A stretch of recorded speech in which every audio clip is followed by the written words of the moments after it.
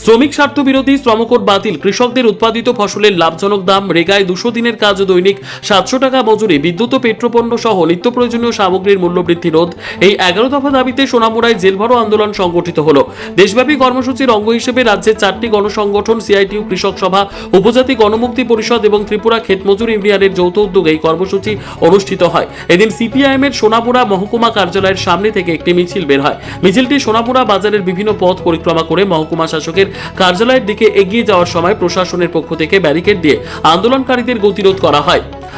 আন্দোলনকারীরা ব্যারিকেড অতিক্রম করে এগিয়ে যাওয়ার চেষ্টা করলে পুলিশ তাদের আটক করে। এ সময় পুলিশ ও আন্দোলনকারীদের মধ্যে সাময়িক ধস্তাধস্তির ঘটনাও ঘটে। পরবর্তীতে পুলিশ মোট 2056 জন আন্দোলনকারীকে গ্রেপ্তার করে সোনামুড়া টাউন হলে নিয়ে যায়। সেখানে অস্থায়ী জেল তৈরি করে তাদের রাখা হয় বলে জানা গেছে। কর্মসূচিতে উপস্থিত ছিলেন সিপিআইএম সোনামুড়া মহকুমা সম্পাদক তথা বিধায়ক শ্যামল চক্রবর্তী, জেলা সম্পাদক রতন সাহা, রাজ্য কমিটির সদস্য সুরেশ দাস, সিআইটিইউ মহকুমা সম্পাদক ওহিদুর রহমান সহ বামপন্থী গণসংগঠনগুলির অন্যান্য নেতৃত্ব ও কর্মীরা। আন্দোলনকে কেন্দ্র করে যাতে কোনো অপ্রীতিকর পরিস্থিতির সৃষ্টি না হয় সেজন্য প্রশাসনের পক্ষ থেকে ব্যাপক নিরাপত্তার ব্যবস্থা করা হয়। সোনামুড়া মহকুমা পুলিশ আধিকারিক অভিজিৎ দাসের নেতৃত্বে নিরাপত্তা ব্যবস্থা জোরদার করা হয়। দায়িত্বে ছিলেন ডিসিএম পূর্বা সিংহা ও অভিরাম দেববর্মা। সোনামুড়া থানার ওসি তাপস দাস সহ বিশাল সংখ্যক পুলিশ ও টিএসআর বাহিনীর সদস্যরা। আন্দোলনকারীদের দাবি শ্রমকোড বাতিল সহ 11 দফা দাবি পূরণ না হলে আগামী দিনে আরো বৃহত্তর আন্দোলন গড়ে তোলা হবে। আপনাদের এই মিছিল কি সংগঠিত? এটা সর্বভারতীয় কর্মসূচি।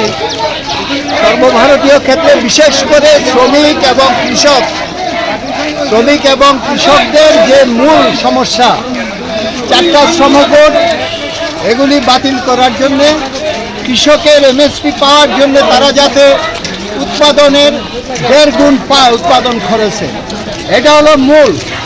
তার বাইরে রাজ্যে রাজ্যে যে সমস্যাগুলি আছে, মানুষের উপর অত্যাচার, ব্যভিচার, নিপীড়ন, এছাড়া আছে ব্যাপক দুর্নীতি রাজ্যে রাজ্যে এবং কেন্দ্রে সমস্ত জায়গায়।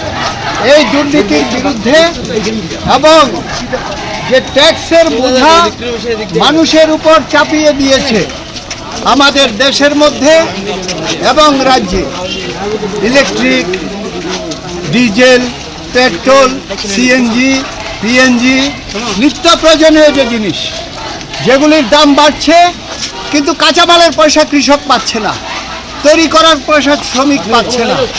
আমাদের দেশের বুর্জুয়ারা সমস্ত অল্প দামে কিনে মজুত করে কোটি কোটি টাকা সেখানে বাণিজ্য করছে এবং দেখা যাচ্ছে সেখান থেকে নির্বাচন আসলে পরে এবং অন্যান্য সময় শাসক বিজেপি দলকে তারা লক্ষ লক্ষ কোটি টাকা সেখানে দেয়।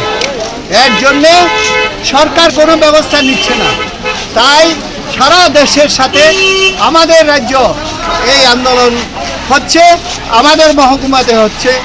মানুষের যে মনোভাব, মানুষ যে খারাপ অবস্থার মধ্যে আছে এই সরকারের সময়ে, এইটার একটা প্রতিফলন মানুষ সামনে দাঁড়িয়ে বিক্ষোভ করে এই প্রতিফলন ঘটাচ্ছে।